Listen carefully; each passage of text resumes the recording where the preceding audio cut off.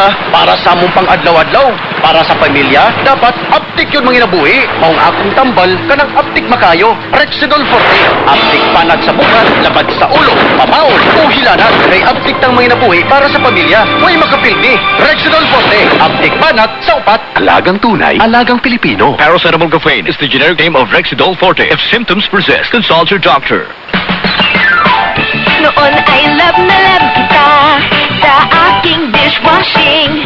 Ayun pala kadiri ka sa antibac ay bitin. Ang akala ko pa nga, lahat na kalamansi dishwashing liquid, antibac ang galing. Kaya mag-smart dishwashing liquid na. Mapakalamansi o lemon, parehong antibac. May double tanggaling formula. Tanggal galing ang sebo, tanggal galing ang bakterya. Smart liquid dishwashing smart. Ang tanggaling-galing. Smart dishwashing liquid, manufactured by ACS Manufacturing Corporation. ISO certified, world-class quality. Whatever your laundry needs, Pride detergent is all you need. Hay, ang anak ko, basketball ang bisyo. Pag-uwi, puro pawis at dumi ang damit. Siguradong may bakteriyang nakakapit. Kaya, misis, all you need is Pride. Pride antibacterial detergent. May triple action formula. Ang power bulak na mabisang panlaban sa bakterya. Basta panlaban sa bakterya, all you need is Pride. All you need is Pride. Pride antibacterial detergent, manufactured by ACS Manufacturing Corporation. ISO certified, world-class quality. Ito ang DXDR 981 sa Dipolog, numero 1. Tatak RMN.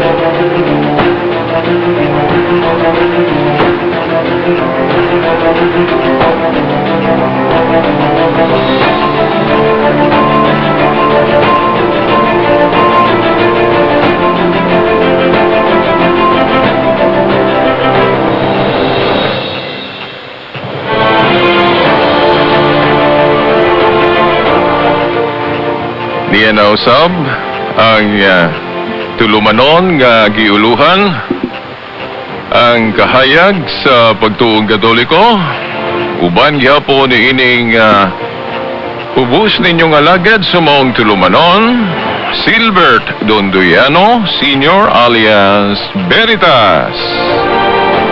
Magkauban gyapon nato ang atong mga kasamang radyoman sa technical side, si kasamang radyoman Danny Luod o gusab si kasamang radyoman Tax Ilumba.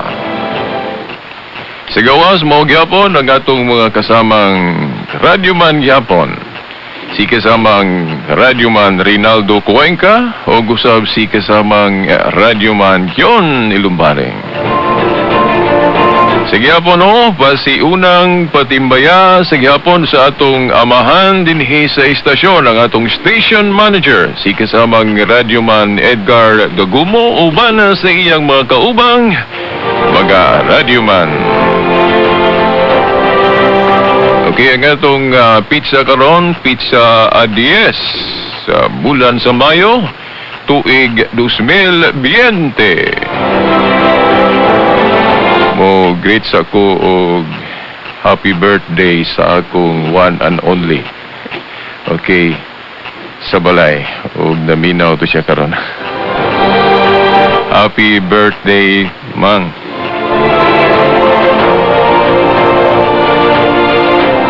Okay no, mga tinahod nga tigpaminaw. Malimot mapugkon ho, great. Aning ato ng naandan. Sa gyapon no, ako moingon maayong adlaw sa Ginoo kanatong tanan. Okay, diretso dayon no sa miaging Domingo. Atong gisgutan nga ang atong simbahan nganong daghang wala mosalig tungod kay mga tao raman ang nagdumala. Mga tao raman ang nagpadagan. Mo huna-huna siguro ta nga bali pod ang Dios. Nganong ang iyang gitahasan, ang iyang gisugo sa pagpadagan sa iyang gingharian diri siyota nganong mga tao man nga kahibalo man siyang masalaypon mana. Kadto gani si David nga iyang gipili nga mahimong hari. O nakasala man to, nasipyat man to. O ngano ba po ning Dios kung gusto niya nga matagaan jud og example ang iyang katawhan nga kanang di yun masayop, di magpili unta siya, maghimo unta siya kanang mo padagan niya sa iyang gingharian nga di masayop.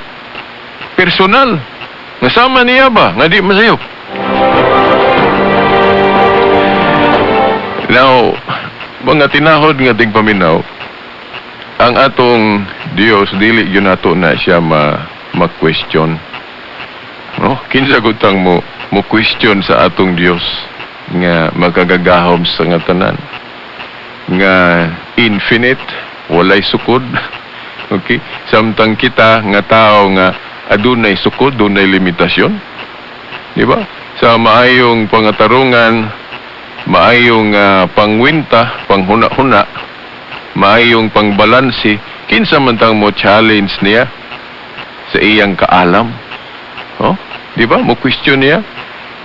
Imagino na to kita nga adunay limitasyon, mo question sa walay limitasyon. Lisod kay na, no? Lisod kay na nato kay na bang huna-hunaon. Ang ato na lang sayro na lang yun nato. Bisan unsa ka lisod, bisan unsa ka murag imposible nato. Okay, sayro na lang nato nganong ingon ana. Di ba? Nganong ingon ana? Okay, no. Diri taron sa asa man ta makasalig yun sa simbahan. Asa man ta makasalig sa simbahan. Now, kung muingon mo nga, makasalig ba ta sa simbahan sa tawhanong galamhan sa mga nagpadagan ani? Di ba karon mga pari man, mga obispo, kardinal, Santo Papa nga sumusunod sa katungdanan ni Pedro. Oh, kung sa ilang tawhanong galamhan lang ta mosalig, bot ipasabot sa ilang pagkatao, now ako moingon nga dili gyud ta makasalig ana gyud 100%. Di ba? Di gyud ang kasalig kay personally masipyat man gyud ta kay nganong masipyat ta tungod kay fully nature magutang mga tao. Sa manang fully nature. Oh, kanang dunatay kanang kinaiya gyud nga kanang masalaypon. Mo na kanang gitawag lagi og fully nature. Nganong do naman tay fully nature, no? No, sa atong katekismo lagi human masulay sa Dios ang una natong ginikanan, no, gihulagway diha si Adan ug Eva. Human sila mahulog, human sila wala makapasar sa examinasyon o pagsulay nga gihatag sa ila sa Ginoo, human sila mahulog, naluwatan nila ang kanang gitawag na to grace, sanctifying grace. Naluwatan nila ang grasya. Oh, wala nila permanenteng nawiran. Diba? So, naluwatan nila kay mo ang punay giingon sa Dios nila, no, sa atong labaw nga makagagahom. Dayon, ang sangputanan pagyud ana nga sanglit na luwatan nila ang sanctifying grace na ana po dayon diha kanang gitawag na tug concupiscence ni tapot. Unsa man ang concupiscence? Mao lagi na nga kanang doon na nagyud tay pagka mahiligon. Ang tao doon na nagyud pagka mahiligon sa sipyat o sa sayop o sa sala. Di ba? Mao na nga kinahanglang ibalik ng sanctifying grace, no? Di isa ko mo tagsatag sa og hisgot anag unsaon na pagbalik. Okay. Ang ato dirita sa asa man ta makasalig sa simbahan. Kay dili man pud ta makaingon nga biritas kung mauna nga ang tao fully nature, ang atong mga pari na ay pagka fully nature kay tao ra man pud sila, niya nganong mutuo man ta nila, nganong mutuo man ta sa simbahan. Di ba?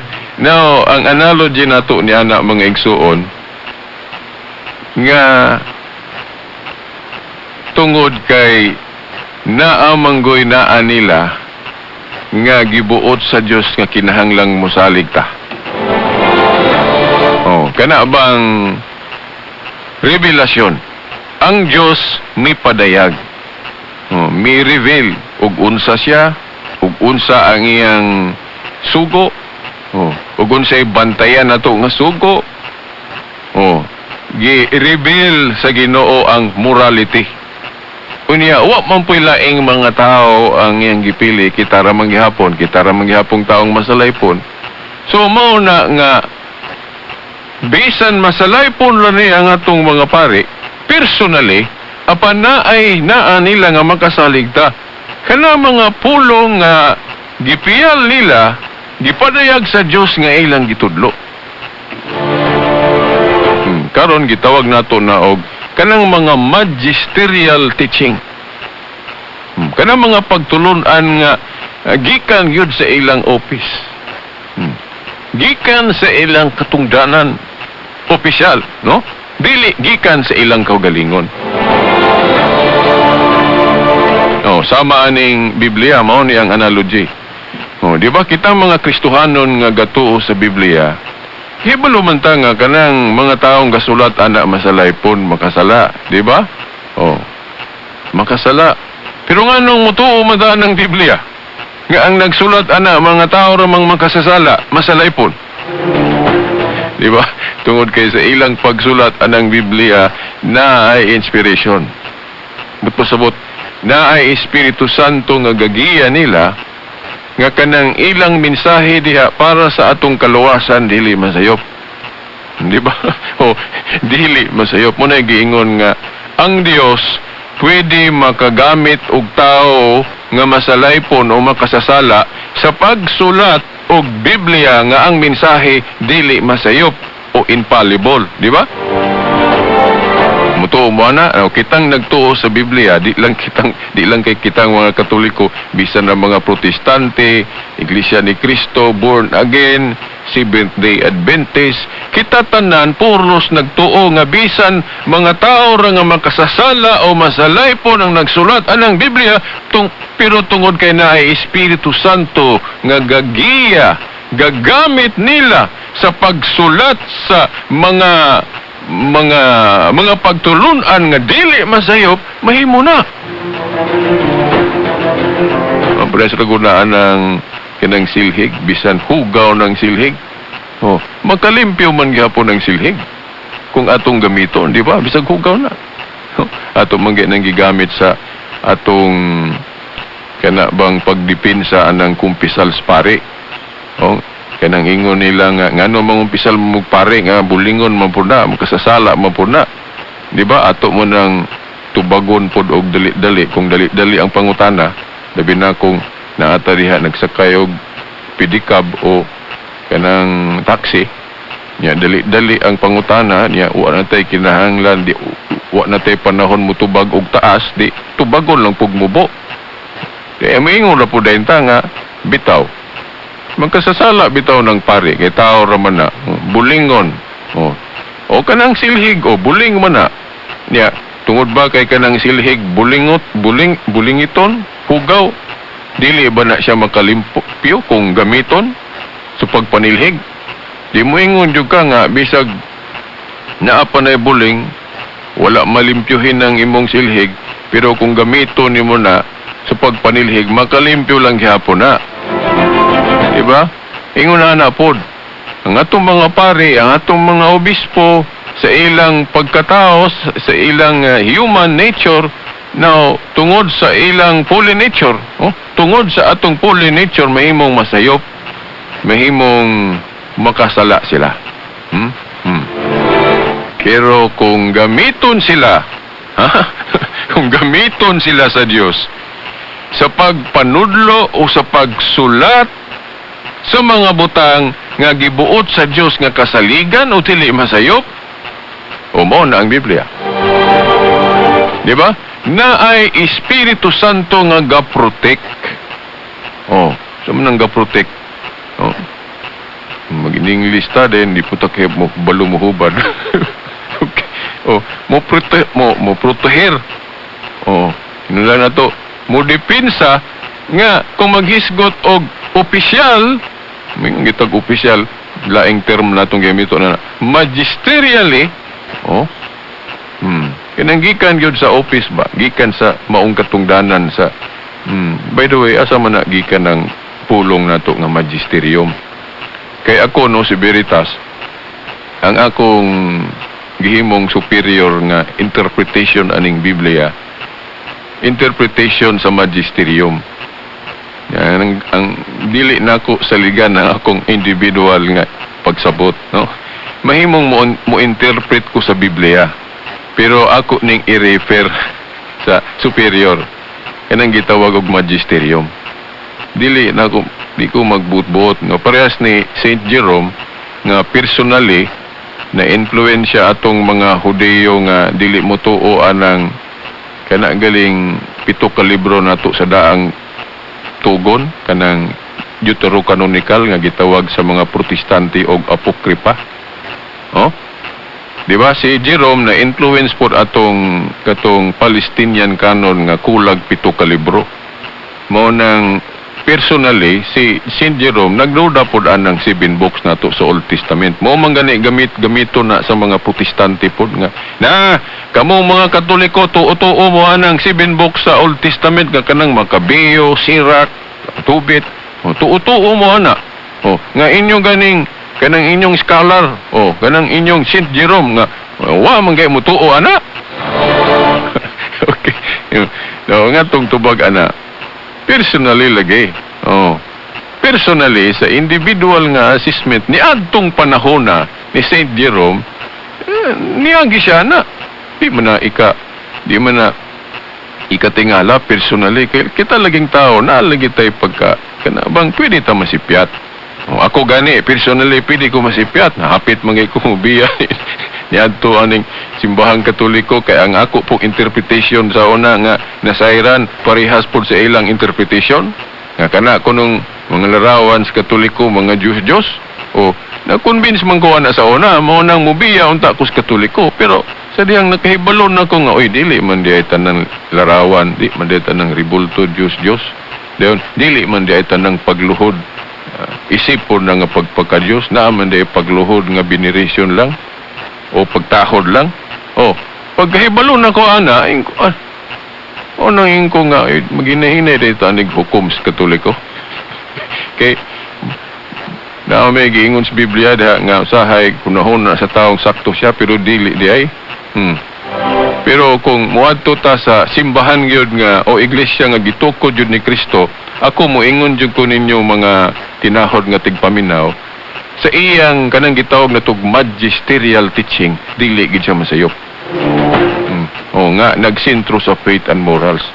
Sama sa Biblia, ang mga nagsulat ana tao raman. Silang Pablo, silang Juan, Mateo. Mga tao na nga pwedeng makasala personally. Pero nganong nisalig man ta na ilang gisulat des Biblia? Di ba? Kaya na Espiritu Santo nga gagiya nila na. Nga ang Diyos pwede di mo gamit og tao nga masalaypon o makasasala, pwede di siya mo gamit ang mga tawhanang makasasala sa pagsulat og mga pagtulunan nga dili masayop o kanang gitawag nga tog infallible. Mo man na nga kana galing pagtulunan nato sa Katoliko nga ang simbahan in union with the Pope, successor ni St. Peter, infallible, officially, kung magtudlo og faith and morals, sakto man yun na. Kaya unsaon na masayop sila, ana. Di ba? Niya, tanawa ra god, kung mutuo mo Biblia, nganong niingon man si Pablo sa unang Timoteo 3:15 nga ang simbahan o iglesyang gitukod ni Kristo, haligi og sukaranan sa kamatuoran, the pillar and foundation of truth. Nganong niingon mo si Pablo, ana, kung ang simbahan nga gitukod ni Kristo pwedeng masayop officially, ana, magisterially. Oh, anong nag-ingon man siya, ana, nga haligi og sukaranan ang iglesia nga gitukod ni Kristo? Oh, haligi og sukaranan sa kamatuoran. Anong musulti man siya, ana, nga ang simbahan day nga gitukod ni Kristo pwedeng masayop, maunang nahitabo tong total apostasy o ganap nga pagtalikod kanang teaching sa atong mga igsoong Iglesia ni Kristo ug Mormons nga gisunod pod sa uban atong mga igsoon karon nga mga dili Katoliko, di ba? Mo-challenge sila nga sa official teaching kuno sa Katoliko kanang gitawag na tog magisterial teaching, masayop sa diha sila masayop kunong simbahan diha. Now, ako mo barog kung di sila masayop diha. Oh, kay dili man na personal. Oh, magisterial man na, resulta man na sa giya sa espiritu, di ba? Oh, o kanang mga konsilyo sa Katoliko, mga ecumenical council. Dayon katupong unang council sa iglesia sa Jerusalem. Nganong mutuo man ta, ana? Tungod kay naay Espiritu Santo nga gagiyaan ang mga council na to. Kay naagoy authority ang simbahan nga gitukod ni Kristo to bind and loose, pagdili og pagtugot. Di ba? Dunay gani authority sa pag-usob-usob. Di ba? Muna gitawag og binding and loosing. Tagaan mo na kog example katong sa Council of Jerusalem. Di ba? Kay ang daang kasabutan og bag-o lahi man. Di ba? Sa tagna ni Jeremias. O, unsa may gibag-o nila, gisugdan nila pagbag-o sa katong unang council sa Jerusalem. Di ba? Ilang luagan, ilang gipawalang bisa tong istrikto nila nga pagpasakop sa iglesia nga mga hintil ray masakop. Way labot ang mga Hudyo ray pwede masakop din kinahanglan tulion yun. Oh, di ba? Sa Council of Jerusalem ilang gi-abrogate na nga rule. Oh, nga ang magpasakop sa New Covenant Kingdom ni Jesus Christ dili na required yun nga kinahanglan yung tulion ang pagpasakop kay sa ato na laging pagtuon ila man ang giilisan og bautismo, di ba? Oh, mao na kanang mga council makasalig ta na. O kinaay espiritong gagiya. Oh, pag-ingon sa Espiritu Santo nga oy bisan dili na ni universal teaching, dili na ni universal role ning pagdili sa pagkaog dugo kay daang kasabutan man na ang inyong master nga si Jesus Christ wa naman magtudlo sa gospel sa iyang universal role sa haragon ninyo ng gospel, di ba? Si Kristo wala magtudlo nga dili gihapon ni pagkaon ng dugo, di ba? Pero sa Council of Jerusalem ang Holy Spirit gagiya nila nga idili sa. Pero that was kanang a Jewish prohibition, dili to Christian prohibition. Di ba? Oh, ila lang gi-appeal sa no kay sa Catholic exegesis lagi dili tanan sa Council of Jerusalem, dili tanan gi-Christianize nila na paghihapoy Jewish nga kanang practice kanang dili pagkaog dugo. Wala nila gihurot. Mao na nga sa Catholic exegesis gitawag na og temporal restriction. Oh, pero pag abot sa panahon nga labi na nga na bright na gyud ta sa kining universal teaching ni Jesus Christ, o katong Council of Florence gipawalang bisa na. Gipawalang bisa ng pagdili sa pagkaog dugo. Mao nang pili na ta magkaog dugo. Ambot pasabot gi-Christianize nato tanan ato mga practice. No, mao to ang Council of Florence. Oh, mao na nga pwede na ta makakaon og tinuguan. Gani si Kristo yan man ang pasabot nga wa na gid siya magdili anang dili pagkaog dugo kay gani iyang dugo iya mang ipainom. Di ba? O sa sakramento anong pagi. Di ba? O sa San Juan Sais. O mo na nga kanang mga council prasaan ang moral essence sa Sabat nga kanang naay day of worship ikapito ka adlaw human sa unom ka adlaw sunod-sunod nga trabaho ato nang gi-transfer sa adlaw sa pagkabanhaw. O musugot ang langit anak kay naman si authority anang binding and loosing ang inyong idili diri syuta idili sa langit ang inyong itugot so mao na nga kantong Council of Laodicea valid to sa langit. Approve gani ang langit then kita may dili mo approve. Di ba? O na nga ato kuning kinabang ipahinuktok sa ato mga igsoong Seventh-day Adventist. Kay kanago mga council pili-pilion raman nila. Oh, kung muuyon sa ilang teaching, muuyon sila para sa atong Council of Nicaea nga gi-define ang divinity ni Jesus Christ. Pero pag abot sa Council of Laodicea, di na sila motuo kay gibalhin lagi kuno gikan Sabado nga tus Domingo. Nya ang church na may authority ana. Di ba? Kay kanang gahom sa pagdili og pagtugot, iya biya na sa Dios. Yang anong yaman ang gihatag siyang simbahan. Amo na mamalandong unta ang ato mga igsoong Seventh-day Adventist. No? Dili tanang changes, violation of the law. Gani isipo na nga fulfillment of the law. Kay lahi man ang New Covenant.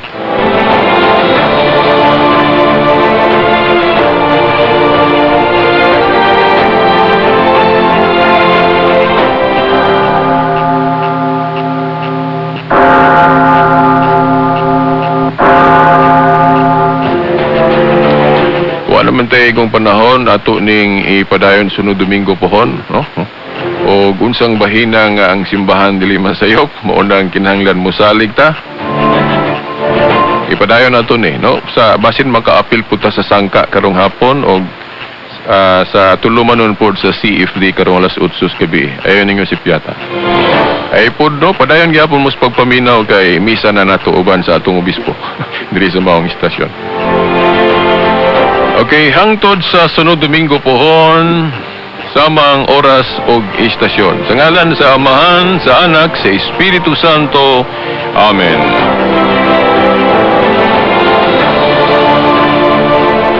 Radyo mo nationwide. Hi, Daddy Delpin Geronimo po para sa MX3. 2 years ko nang kasama ang MX3 capsule. Ang MX3 capsule ay may clinical study na low in sodium, cholesterol, and fat-free. Tested and proven ito. Mag-MX3 araw-araw. Tunay, natural, at original. Tulad ko. Mahalagang paalala, ang MX3 capsule ay hindi gamot at hindi dapat gamiting panggamot sa anumang uri ng sakit. Ang pambalay ni Gio Naco, dili pambalay. Ang gawas, maong kinahanglan na ay 99.9% na proteksyon aron malikayan ang bahong adlaw. Downy pambalay ni mo sa marihalaw. At ibang aron protektado sa bahong adlaw. Downy pambalay ni mo. Kanina, pwede mag-inom? Murag bahong adlaw. Gahon! Downy anti-bac protektado sa bahong adlaw. Downy pambalay ni mo. Supli ang baho sa adlaw nga kagaw. Pambalay nimo, i-down ni antibak nimo. Usa ka pahibalong serbisyo publiko gikan sa Safeguard. Ang kanunay ug hustong pagpanghunaw og kamot ug sabon ug tubig ang usa sa unang dipinsa batok sa pagkaplag sa tanang balatian. Labi na gyud karong panahona. Ayaw kalimting manghunaw og kamot pirmi ug sabon ug tubig aron magpabilin nga protektado ka ug ang imong pamilya. Ayuha ang pagpanghunaw og mga kamot, ampingi ang kaugalingon. Wash hands, stay safe, Safeguard. Tunay na may pagmamalaki ng Pinoy ang MX3. Gawang Pilipino, natural at original sa katunayan. Sunod-sunod na parangal ang tinanggap nito sa Europa at Amerika. Mula sa Switzerland, United Kingdom, France at New York. Isang pagkilala sa kalidad ng produktong Pilipino. MX3. Araw-araw. Tulong para iwas-iwas sa sakit. With proper diet and exercise. Mahalagang paalala, ang MX3 capsule ay hindi gamot at hindi dapat gamiting panggamot sa anumang uri ng sakit. hours of germ protection.